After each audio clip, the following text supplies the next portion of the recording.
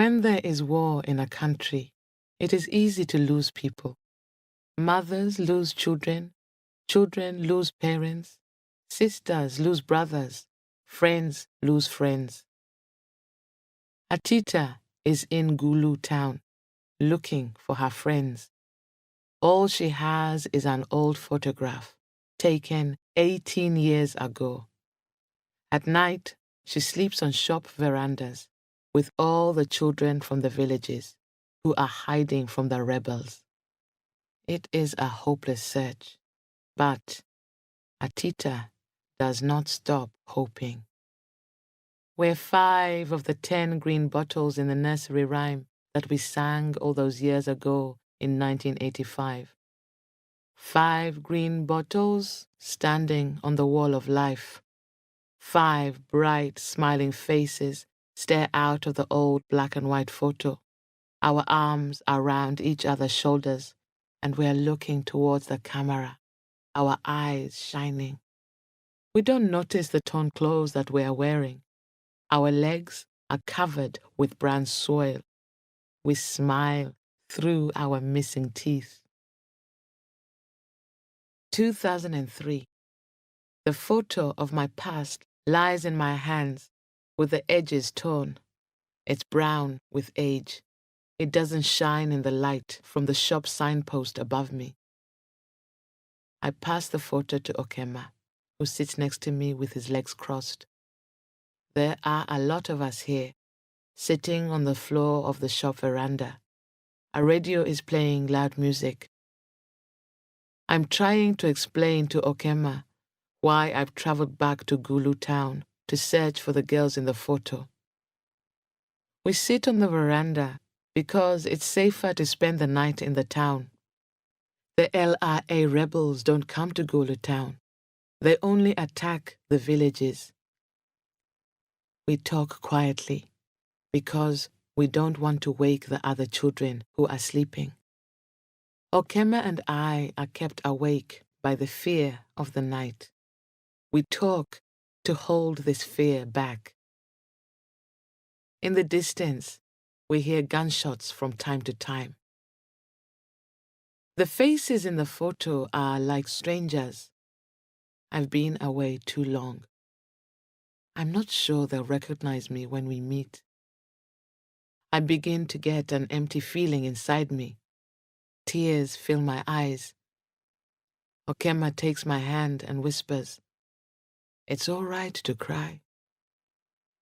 Our eyes meet. I smile. My finger trembles as I pick out the faces.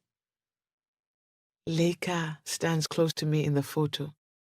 She and I were born on the same day. We were more like sisters than friends. We had such fun together. She was the leader of the group and always had the craziest ideas. I wonder what she looks like now. Perhaps she's tall and beautiful.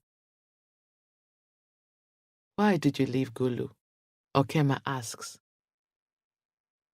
I am not sure how to answer. We leave places because we need to start a new life.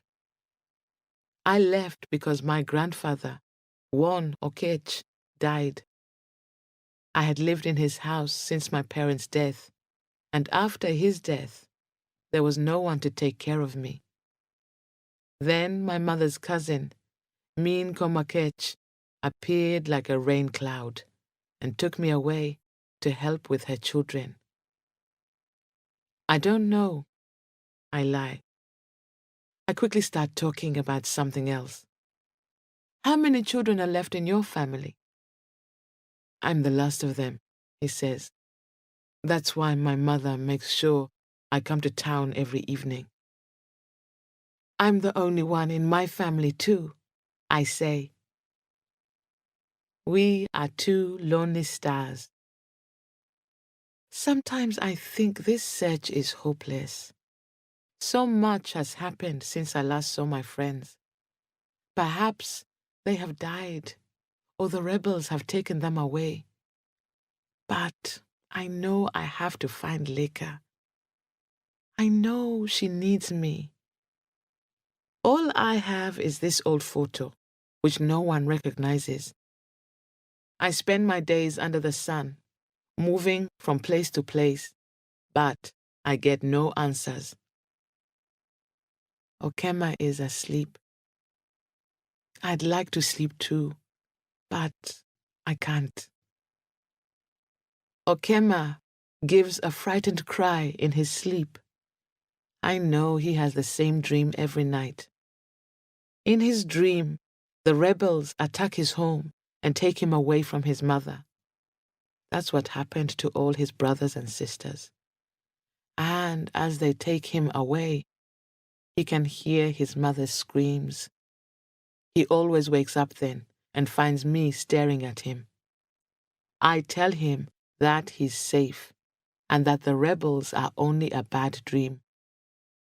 I pull him to me, put my arms around him, and start singing quietly. 10 green bottles standing on the wall. 10 green bottles standing on the wall. If one green bottle should accidentally fall. Soon he stops crying and goes to sleep again. I know he has slept on verandas in town for almost a year now, hiding from the rebels that attack the villages. When the sun rises, he'll run home to his mother, who sent him off to school. He's reading for his school leaving examinations. I shall become president and end the war, he says when he's feeling hopeful. I want to see my mother smile again, he says when he's feeling miserable. I go on singing the nursery rhyme as I look at the photo. We are 5 of the 10 green bottles on the wall. And if one green bottle should accidentally fall, which of us fell first? Gulu Hospital. I'm shaking with excitement. Leica is here. Someone guides me through the hospital, past patients lying on the floor. There are flies everywhere. I pass a bed where a little girl lies, crying with pain. She has no legs. An older woman sits beside her and tries to keep off the flies. A landmine. The guide whispers to me. I stare straight ahead and try to walk faster. When we reach Leica's bed, I see that she's asleep. We stand silently and wait. The smiling child in the photo has become this poor, sick woman. A torn blue blanket covers her body. The sheet on the bed is brown with dirt. I have waited 4 weeks for this moment. I was hoping we would laugh and talk about old times together. I did not expect our meeting to be in a hospital. I hold out my hand to touch her, but the guide stops me. She's still sleeping, he says. I say nothing. I wait. Suddenly, Leica's eyes fly open. She stares at us with no expression. I smile at her. She continues to stare at me. Her thin face frightens me. Her skin is oily and wet. The heat is awful. Surely the blanket is too hot for her. I move closer. Leica? I whisper, holding her thin hand. I don't think she remembers me. It's me, Atita, I say. One Okechi's granddaughter, Atita. I'm close to her, but I can't reach her. She opens her mouth. Otu, one Okech Otu. She's right. One Okech is dead. He died over 10 years ago. No one could forget One Okech. I remember once I told him about a game that we had played with some older boys. We called it playing Mummy and Daddy. When One Okech heard that, he was very angry and beat the 5 of us girls very hard with his stick. We couldn't walk or sit for a week. My friends told me to keep my big mouth shut in future. Yes, One Okech is dead, I reply. I want to know what happened to the others. But Leica still doesn't seem to recognize me. The guide tells me it's time to leave. I want to stay, but he won't let me. I bend down and whisper into Leica's ear. Leica, please, remember Atita. That evening, on the shop veranda, Okema asks, did you and she talk together? Did she remember you? No.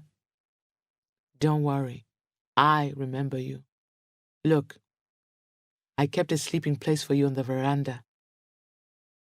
She said my One Okech was dead. So that means she remembers. No, I say coldly. She doesn't. I want her to remember me. I want her to remember Atita. I'm sorry, says Okema. Let's not talk about it. The other children are restless. Sometimes a figure passes by our veranda, or a dog runs past. But most of the time, the town square where we sit is empty. The townspeople are locked up in their homes. I stare ahead. Leica doesn't remember me. Leica doesn't remember Atita. Perhaps I have changed too much. I am a stranger to her. I am not the same Atita who she played with years ago. Time and distance have made us different people. It's the price that we have to pay in the game called life. I haven't found out why she's in Gulu Hospital. Perhaps a serious illness has made her forget everything. It's raining now, and a strong wind blows. Loud thunder sends Okema running to me. I hold him close to me.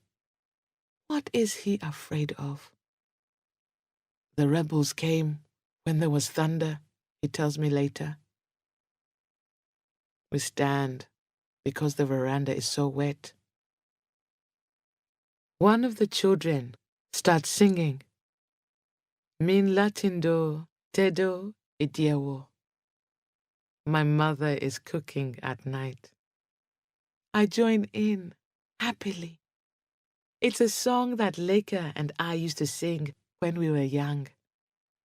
Soon we are all singing. The night is cold and wet, but the song helps us feel warm, and we are safe in town, away from the rebels.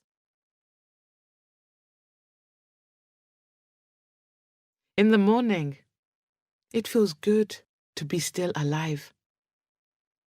As Okema and the others run home to get ready for school, I go to Gulu Hospital again.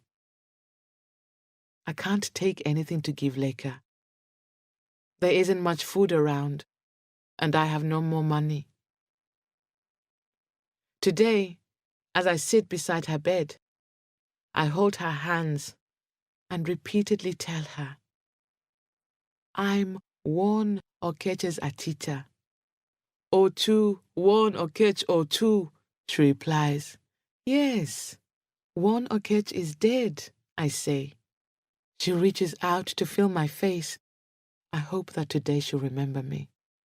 Her hands move over my face and stop at the scar under my chin. Is she remembering? I got that scar when I fell off a seesaw once. Then she looks at my neck. She used to like the lines round my neck. She always said I didn't need to wear a necklace because I had a natural one. She used to say to me, Atita, Atita, bangle-necked Atita.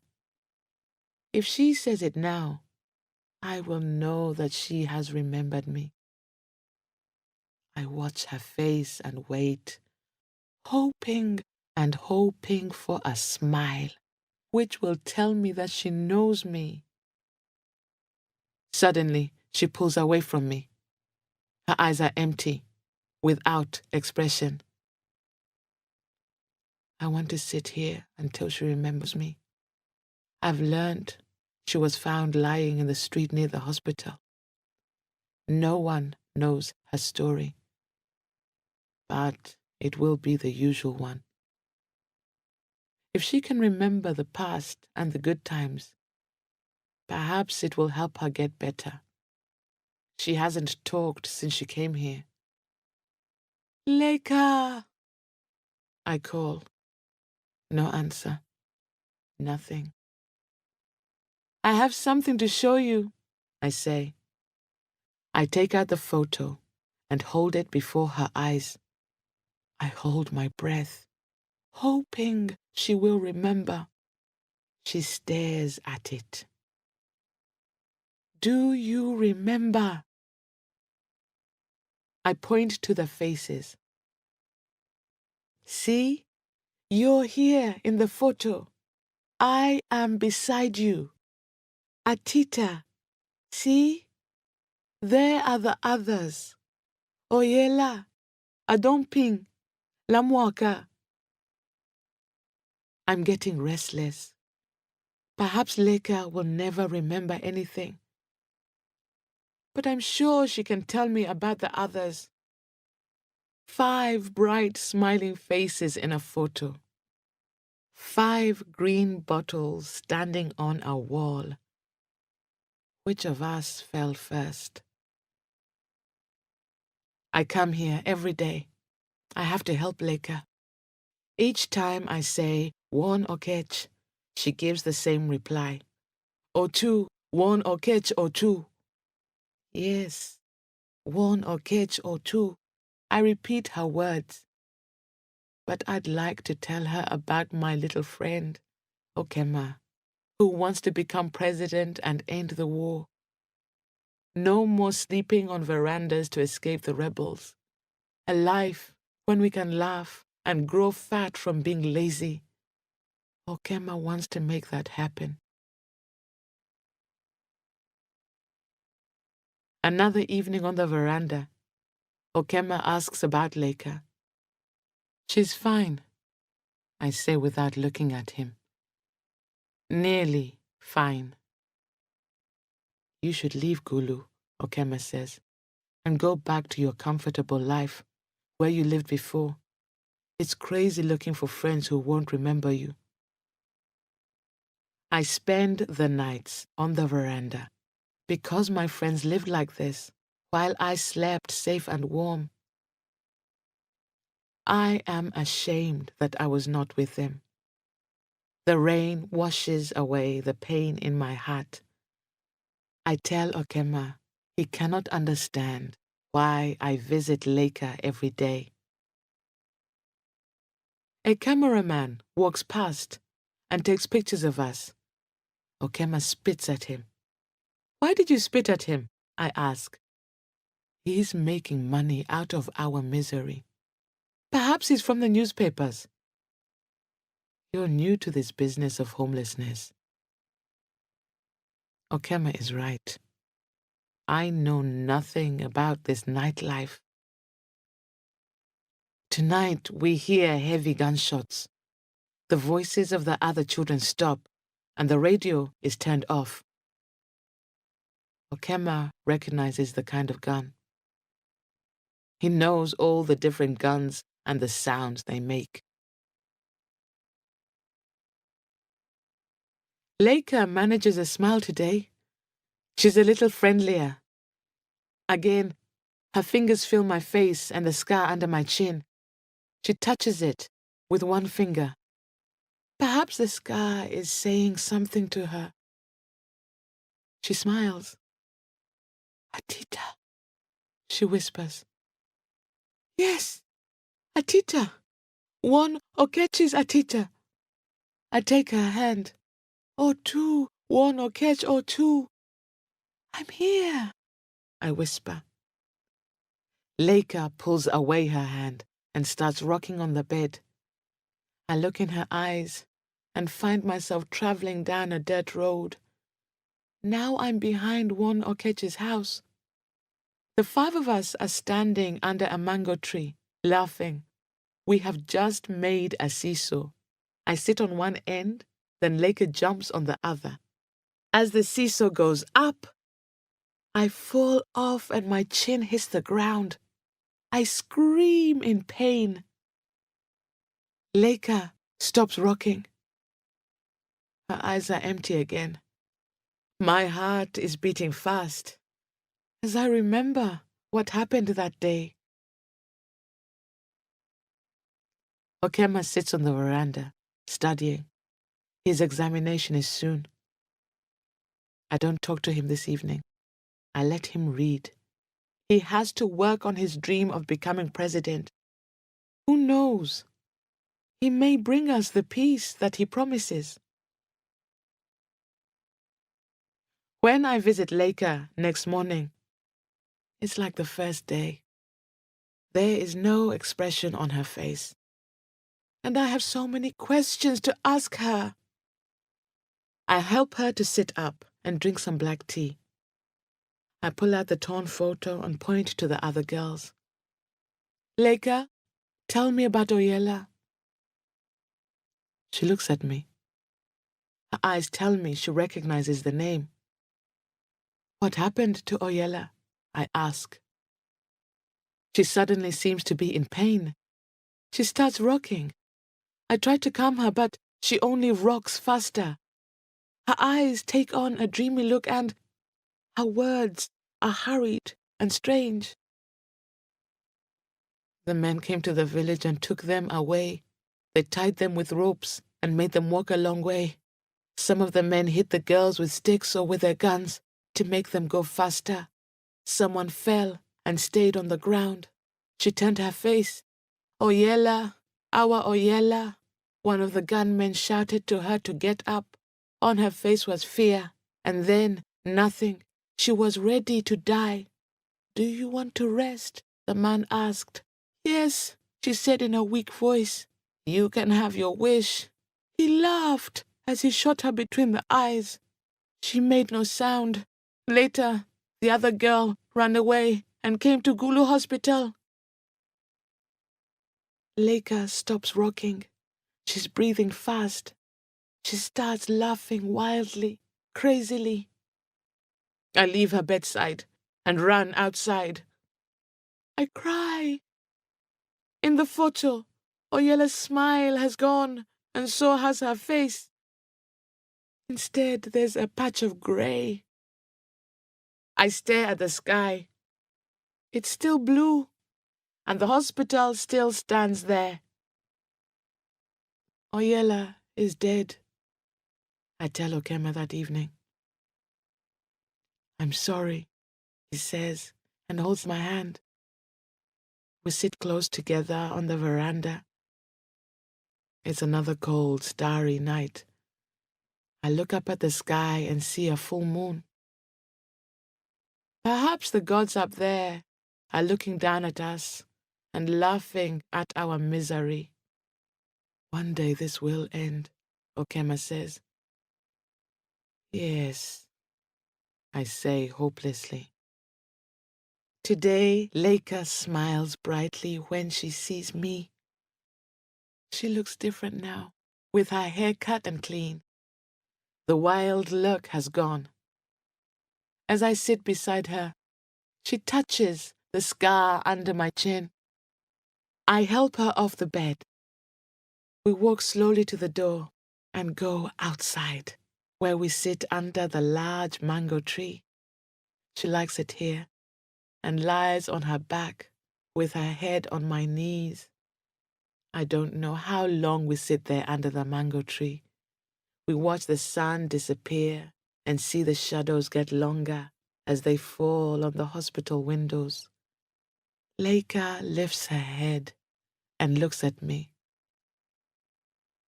"What's that song we used to sing?" she asks. I smile. Min latindo, tedo idiewo. My mother is cooking at night. I sing quietly. She closes her eyes and listens to me. Then she opens her eyes. I feel her looking fixedly at my scar, then at my neck. She laughs lightly. "Atita, bangle-necked Atita," she whispers. A smile comes to her lips. Very slowly, it lights up and burns brightly like a flame. She remembered.